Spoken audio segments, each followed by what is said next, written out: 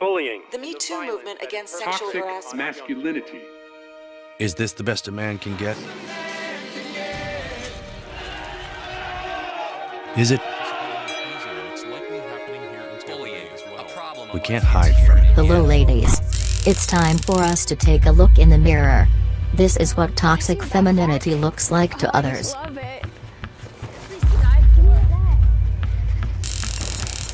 Get up! I told you to get up. Look at that ass! I need Julie to put a jacket nice on. tushy, you know? I asked her before we came on. Julie, you need to put a jacket on.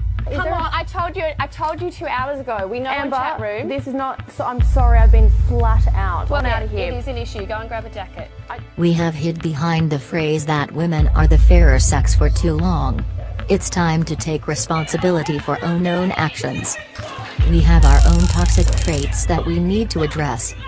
It takes a strong woman to stand up and call it out. Bullying other women at workplace is such a common occurrence, but it hardly gets spoken about.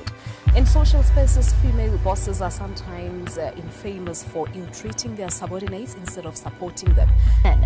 But it's not just men who create barriers. Researchers say sometimes it's women. A 2012 George Mason University study showed when a workplace has few women, those women help each other less. Women are less supportive of other women.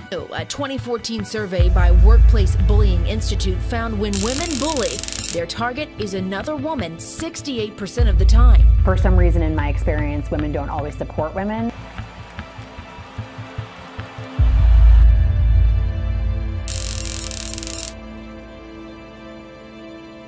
We laugh at others for how they look. Fat shaming is not a thing. Fat people made that up. Should you be in here?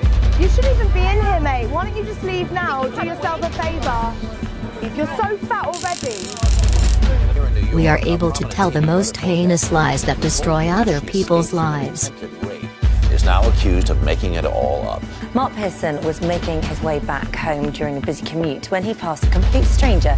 In that split second, his life changed forever after she falsely accused him of sexual assault. Well, the woman who was at the center of the false rape allegations that were brought against 3 Duke University athletes may now be facing a murder charge. He actually punched me like a boxer would punch a back. But when I looked back on that footage as soon as I left the house, it was the first thing I did was view that clip, and I got it wrong. The prosecutor has charged the alleged victim, accusing her of making up the allegations in an attempt to ruin the deputy's career. We are just as capable of murdering our partners, our family, and worst of all, our children.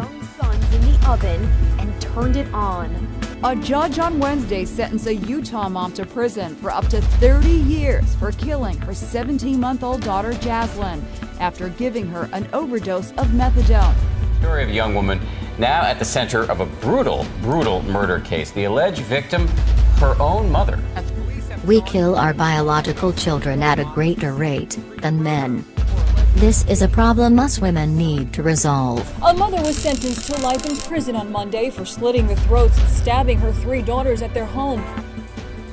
We can be cruel, cold, and calculative. We're in private. You already know it works. She actually begins to almost agree with him. Like, okay, so you want to kill yourself? When are you going to do it? How are you going to do it? You're really going to do this? Yeah. Okay, there's no turning back now. Starting about on July 2nd, she starts saying, "Are you serious? Like, you should just do it." In early July, after Conrad apparently fails to go through with an overdose of sleeping pills, police say Michelle seems not relieved, but irritated. I knew you weren't gonna try hard. I feel like such an idiot. Why? Because you didn't even do anything. And I poured my heart out to you thinking this was gonna be the last time I talked to you. I thought you really wanted to die, but apparently you don't. I feel played and just stupid. We can be manipulative and nasty to one another.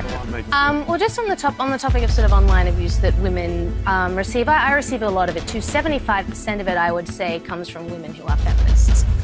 And quite a few from you, plenty, I believe, over a 2-month period. It wasn't just February 6th when I was on Q&A. It went on for a little while, so that it got particularly bad in March over an article that I wrote about the late, great Bill Leak, where you set your 70,000 Twitter followers on me along with Dee Madigan and made comments on everything, to my appearance, to my upbringing. We are just as capable of starting wars, and we send our husbands, brothers and sons off to fight them. British sovereign territory has been invaded by a foreign power. It is a government's objective to see that the islands are freed from occupation and are returned to British administration at the earliest possible moment. We laugh at those who have suffered similar pain as we have. A 3-story flat, and I've had to jump off a 3-story balcony.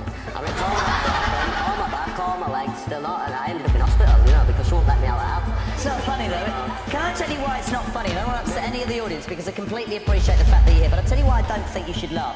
If this was the other way around and a woman was sat here and a bloke had locked her in a flat and she had to jump out and injured herself, you lot would not be laughing. You would be saying, he's a complete nightmare, he should be locked up and that's disgraceful. But somehow, if it happens to a bloke, that's funny. That's not funny, is it? We have our own problems. Good women need to stand up and call bad behaviors out. We need to learn to be better people ourselves before we judge others. Are we really being the best we can be? I feel we can be better.